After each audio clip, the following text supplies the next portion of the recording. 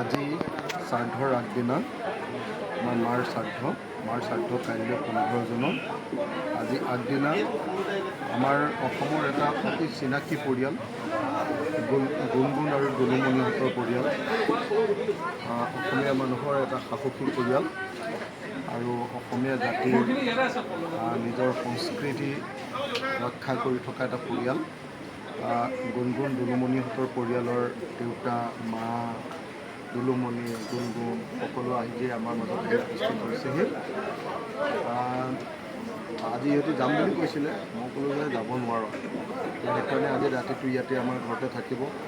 কাইলৈ শ্ৰাদ্ধ অনুষ্ঠানত অংশগ্ৰহণ কৰিব আৰু কাইলৈ কেইবা হাজাৰো মানুহে আমাৰ ঘৰত আহি মাৰ প্ৰতি শ্ৰদ্ধাঞ্জলি জনাব। সেই অনুষ্ঠানত যাতে কাম বনখিনি চাই দিব পাৰে, চোৱা চিতা কৰি দিব পাৰে, তাৰ কাৰণে মই গুণগুণ আৰু দুলুমণি আৰু দেউতা আৰু মাক সকলোকে ইয়াত ৰখাইছোঁ।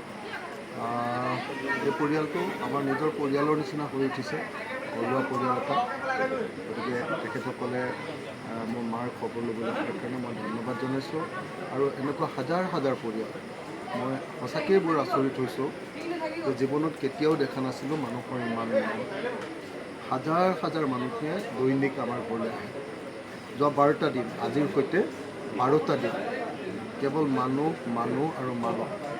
পুৱা 6 বজাৰ পৰা ৰাতি 12টা 1 বজালৈকে কেৱল মানুহ আৰু কেৱল মানুহ। সকলোৱে কেৱল মাৰ গুণমুগ্ধ, মাৰ শুভাকাংক্ষী, আমাৰ পৰিয়ালক ভাল পোৱা মানুহ। তেওঁলোকে খবৰ ল'বলৈ আহিছে আৰু এই মানুহৰ এই যি অবিৰত আগমন, এতিয়া যেন অসমৰ সমাজ জীৱন আৰু ৰাজনীতিটো যেন এটা ডাঙৰ তাৎপৰ্য বহন কৰিছে, মোৰ এনেকুৱা অনুভৱ হয়।